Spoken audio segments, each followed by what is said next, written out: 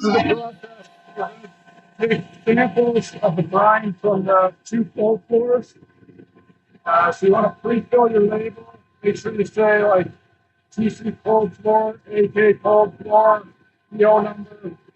Today we're not doing the warm floor because we're just going to do the warm floor annually since it doesn't interact with ammonia. It's glycol heated. Um, so in the case of that floor, we're not concerned about testing for the presence of ammonia, which is the main safety reason behind doing these ones every 6 months. Uh, on the heat floor, we're more just looking for is the inhibitor good and everything like that. So on the cold floors, you have to go over with the ladder first and see this valve right there. You have to open that valve. And then you also have to open that valve there. So those are the two cold floors. This one is AK. The one over here is AK. The one over there is TC. And opening those valves means you're now going to have flow through these lines. So those are the air bleeder valves. And so you have to pop this cap off, and then now you have flow through there. So you can take your bottle, reach in. A little hard to record, but you just fill your bottle up. You can kind of feel by the weight of it when it's getting full.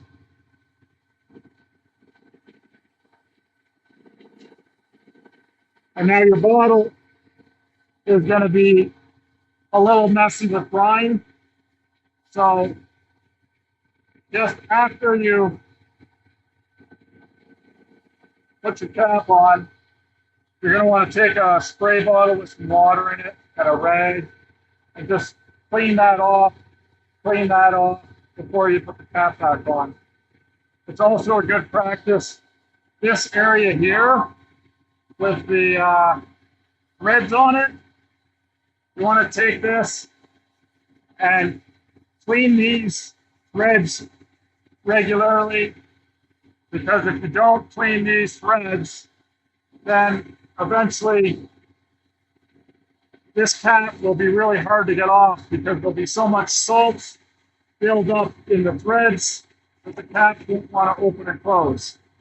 So usually I just like wipe them off, set it like that, and then just give it a bit of a spray so you have like fresh water in there to help dilute any salt.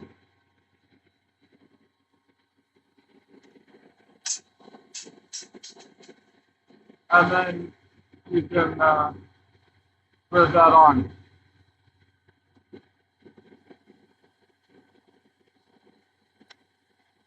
So now we do have these super long gloves that you can wear if you like your clothes. In this case, I'm wearing an old shirt, so it's a little bit easier to use the small gloves, especially when I'm recording. So that's basically all there is to it. I'll do the other one off video. You want to wipe your bottle down, rinse it, and then apply that label. If you were doing the warm floor, it's a little trickier to get to over there. Obviously, you have to move the ladder, and you also have to trace that line back and just follow that back and open the valve back in there in order to bleed that off. And so all those valves, you access those from underneath. So you can see there's valve there, valves. This one over here, it's easiest to get to it from this angle. It's just above there. And then there's another video that shows the process for shipping the samples and where to send them to.